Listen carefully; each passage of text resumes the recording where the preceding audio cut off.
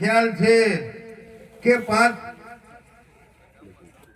પ્રકૃતિ અને એની એક ની પાંચ એમ 25 ગણે તો મૂળ તો પાંચમાં આવી જાય અને પાંચમાં એટલે દેહ ભાવમાં આવી જાય.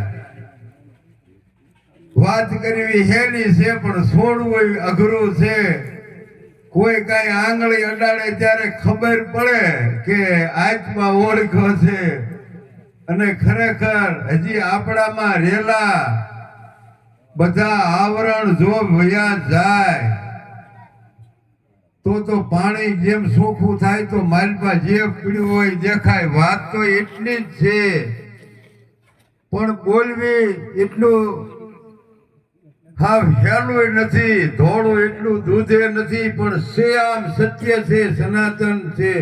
આવી સદગુરુમાં જેને નિષ્ઠા આવી જાય એને અગાઉ બધાઈ આ ઊભા રહી અને આ જગતના શોકમાં પરમાણ દઈ દઈને આ જ્યાં છે જે સંતો વાય આજ અત્યારે આપણે ભજન ભાવ કરી જાય છીએ એમને પોતાનો ઉગાવો કહેતા ગુરુ મહારાજ કે એમની ઘણી વાણીઓ છે.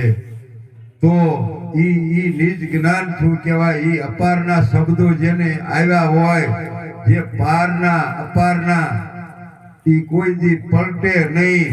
બાકી તો આપણે જેટલું કોકનું સાંભળેલું ગાયેલું ગાઈ એ તો બીજાનું છે, છતાં પણ કરવું પડે છે. પણ ખુદનું તો ક્યારે ગણાય કે જ્યારે પોતામાં ઉગાવો થાય અને અપારના નવા શબ્દો આવે અને શબ્દોનો ત્યાં જથ્થાનો તો કોઈ પારે નથી ખરેખર. પણ આપણી સુરતા જો ત્યાં પહોંચે તો ન કે ત્યાં સુધી પાછું આપણે બીજાનું જ ગાવું પડે. પણ કાંઈ વાંધો નહીં, હવળે હવળે હાલતા હાલતા ખરેખર મંજિલ મળી જાય એવી આપણે સંતોના આશીર્વાદથી આશા છે. કેવી પત પાડે તોય સ્વયં ડગે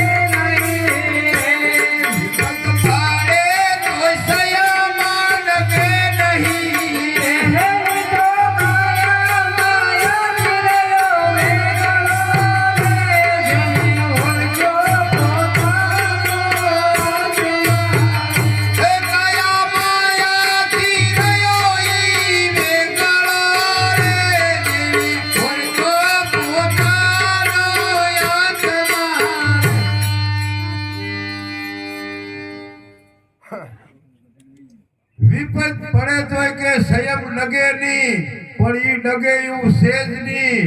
કારણ કે સબર ભર્યો છે એમાં ક્યાં ડગે? પણ ડગે છે તો હું ડગે છે? ખરેખર આપણું મન ડગે છે. એને સુખ ને દુઃખ ને લાભ ને હાનિ આ બધું મનને થાય છે, બાકી એને તો ક્યાં છે? ગુરુ મહારાજ કહેતા સચ્ચિદાનંદ સ્વરૂપ છે અને ઘણાય નામ છે કે આ છેલ્લું નામ અને વાત સાચી છે. સચ્ચિદાનંદ સ્વરૂપ છે પણ ત્યાં હોય તો દેહ ભાવમાં હોય ત્યારે જ આના માથે મન માથે માલિક થઈને બેઠું છે.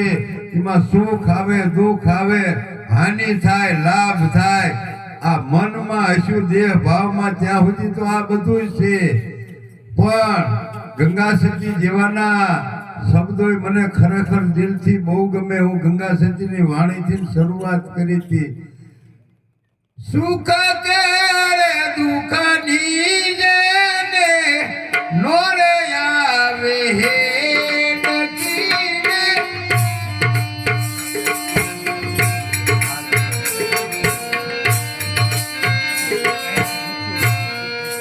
આઠે પર આનંદ લહેરખી આ જેને સચ્ચિદાનંદ સ્વરૂપ થઈ જાય એને પછી સુખ કે દુઃખ કે હાનિ કે લાભ કે નાનું મોટું નાત કે જાત કે કાંઈ ખરેખર નો રે.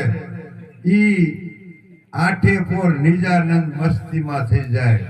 અને આવા છેલ્લા આપણી નજર સામે જોયેલા છે.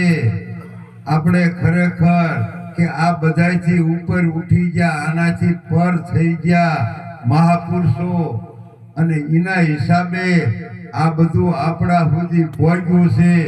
ખરેખર ન કે હમણાં મેં કીધું એમ કોક માલ સારતા ને કોક આમાંથી આપણે નાકા વાળતા અને નિજ જ્ઞાનની વાત કરવા માંડવી એટલે નાની ન ગણાય, પણ આ મહાપુરુષોનો સંગ છો એના હિસાબે આ તો નકે હવે મોટા મોટા જે વેદ શાસ્ત્રો અભ્યાસ હોય, જેને સંસ્કૃતનું જ્ઞાન હોય, ઈ કરી શકતા હતા. અને ઈ તો આપણને ખરેખર ઘરે બેઠા હાવ સહેજમાં મળી ગયું, એટલે થોડી કિંમતે એમાં ઓછી થાય છે. એ દિશાનામાં સમજાવી રે દીધુયાના હાટામાં કઈનો લીધું પ્રભકરી ગુરુ મળ્યા જીવન મુક્ત મારું.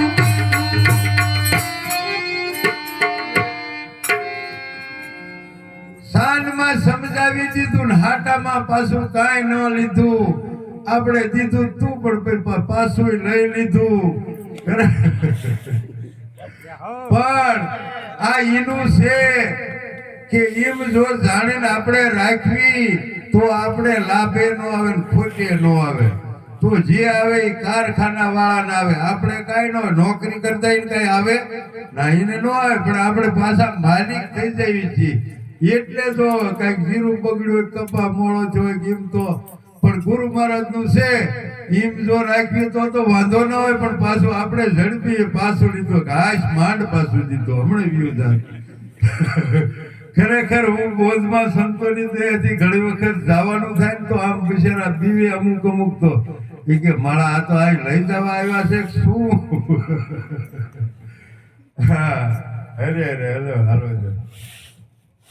કે જેને ઓળખ્યો પોતાનો આત્મા રે, પોતાનો આત્મા રે, જેને ઓળખ્યો પોતાનો આત્મા રે.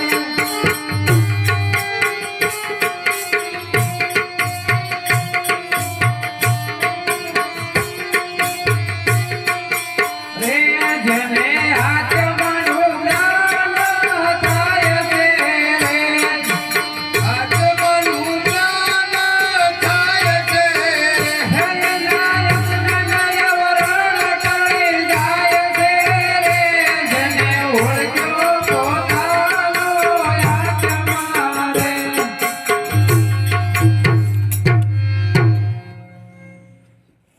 હા, જેને કે આત્માનું જ્ઞાન થાય એને અજ્ઞાન આવરણ મટી જાય. તો અત્યાર સુધી ખરેખર આપણને કેવું અજ્ઞાન હતું. અજ્ઞાનનું તો કોઈ મારે તો માપ નતું. આ તમને જાહેરમાં કહું છું. ખરેખર જ્યાં બાળવી ત્યાં ટેકાવાનું. પછી હું જન્મું છું ને હું મરું છું. કેટલી પ્રકારના અજ્ઞાન હતા. પણ ખરેખર હું ઘણી વખત બોલું છું, પણ ગુરુ મહારાજની દયાથી ગુરુ મહારાજના શબ્દો મળેલા છે કે અનેકનો એક જ મન કીધો, આ દેહમાં ઓળખાવી દીધો. ગુરુના પરમાણ છે એવા આ દેવા માથે દયા જેવા. અનેક ભગવાન અનેક છે આવું માનતો તો, પણ એક ઘણી વારમાં અનેકનો એક જ કરીને દેખાડી દીધો. એ આપણને બધાને ખબર છે. અને પછી એકમાંથી હવે તો અનેક છે, એમાં આપણે કાંઈ વાંધો નથી. પણ ખરેખર તો નિષ્ઠા તો ન્યાય આવી ગઈ કે અનેકનો તો એક છે અને એનો છેડો આપણા સુધી છે. હું કહી તો હાલે, પણ એમ કહેવાય નહીં તો પાછા કોઈ કાંઈક અખતરો કરે. એવું આપણે અભિમાન નથી કરવું. નિરાજ મહારાજે કીધું છે કે રામ નામ તું રાખ હૃદયમાં, કાઢ કલ્પના કાશી. આદિ અંતને મધ્યમાં બોલે છે. આ વસ્તુ છે હાચી. હા, અરે કે એના જીવનો ભાસ દૂર થાય છે એના જીવનો પાસ દૂર થાય છે. એની તો સર્વેનો છે ગણનાર જેને ઓળખ્યો પોતાનો આત્મા. જેને જીવનો ભાસ દૂર થાય છે ઈ કે સર્વેનો જાણનાર છે. આપણને ખબર પડી. હમણાં મહાત્મા વાત કરતા હતા, 4 અવસ્થાની વાત કરતા હતા, 4 દેહની વાત કરતા હતા, પણ આ ચારેયનો જાણવા વાળો તો ઈ છે. અમારે એ વાત થઈ હતી કે આપણને ખરેખરી નિંદ્રા આવે ત્યારે મહાપુરુષ એમ કહેતા હતા કે આ જગત મટી જાય છે, અને મટીએ જાય છે ને કાંઈ ખબર રહે છે દેહની એ નથી રહેતી. એટલે આ શહેરેનો જાણવા વાળો જે છે એની આપણને ઓળખાણ કરાવી છે. એટલે બધાયથી ને આપણને એમ થાય કે નાના ગમે એવા આવશે તો સામે બેસી લઈશું. ગુરુ મહારાજ જે છે એવું નક્કી થાય, કારણ કે ઈથી જે ટોચની વાત છે ને આપણી સુરતાના શેડા સદગુરુએ દઈ દીધા છે. એટલે બોલી એકવી છી, નકે બોલવું અઘરું છે.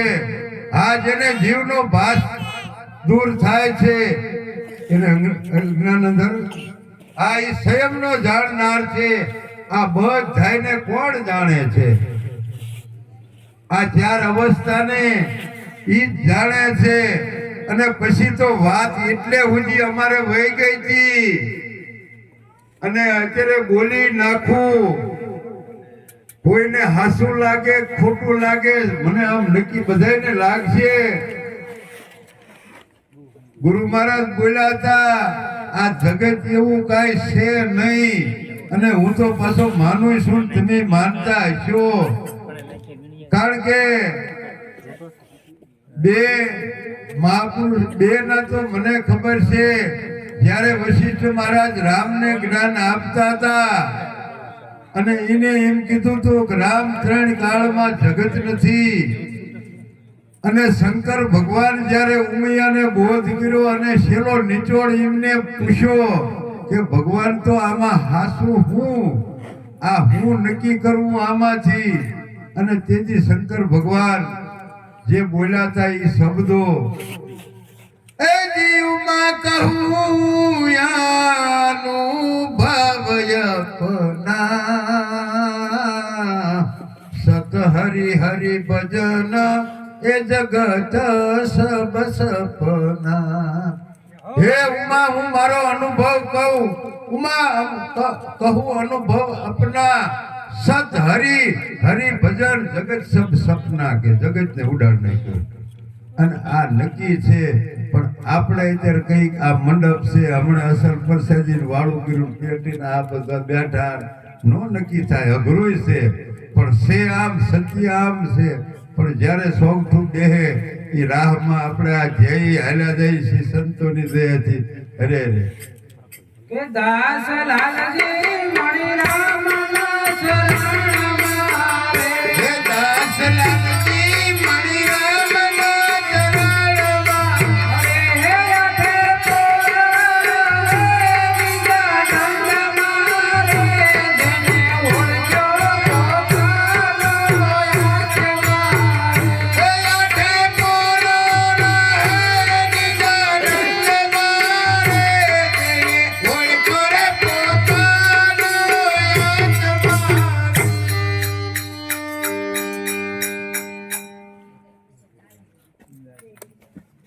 લાલજી મહારાજની વાણી છે. એમને કીધું કે આઠે પોર રહે નિજાનંદમાં. આ એની વાણી ઉપરથી નક્કી થાય છે કે એને ગુરુ મહારાજની દયા થઈ જીતી, અને આપણે થઈ જાય. આવો ને આવો ભાવ સદાયના માટે કેળવી, અને આ મનમાં જે કાંઈક પીડ્યા હોય વિકારો એ આ સત્સંગમાં આવી અને થોડા થોડા હલકા થાય. કેમ થાય? મને ખરેખર વર્ષો પહેલા અમારે પેલા બીજ હોય ને ત્યારે દૂધ વાપરી નાખે, પછી 11 સજવાળી હોય તો વાપરી નાખે. ઉનાળાનો સમય હતો, ભેંસું થોડીક દૂધણી હતી, દૂધ ઘણું હતું. તે શ્રીખંડ બજારમાંથી ને ત્યારે લાવતા નહોતા, પણ નામ સાંભળ્યું શ્રીખંડ કે છીનો બને તો કે દહીં નો બને. દૂધ હતું ઘરનું, હાજે મેળવી નાખ્યું, ઘણું થયું દહીં. પછી ટીંગાડ્યું, બહુ શ્રીખંડ કરતા નતું આવડતું. ખાંડ માંડ ખૂબ નાખી તોય ખાટો મટે નહીં. કીધું પછી અનુભવી પૂછ્યું કે શ્રીખંડ બનાવ્યો પણ હરખો ન થયો, ખાટો રહે કે. તો કે એને હમાય ધોવો પડે કે. એની જ્યારે ખટાશ વહી જાય ને તો કે મીઠો લાગે. એમ આપણામાં રેલી આ ખટાશ જો વહી જાય તો અસલ મીઠો થઈ જાય છે. બોલો સદગુરુ મહારાજની જય.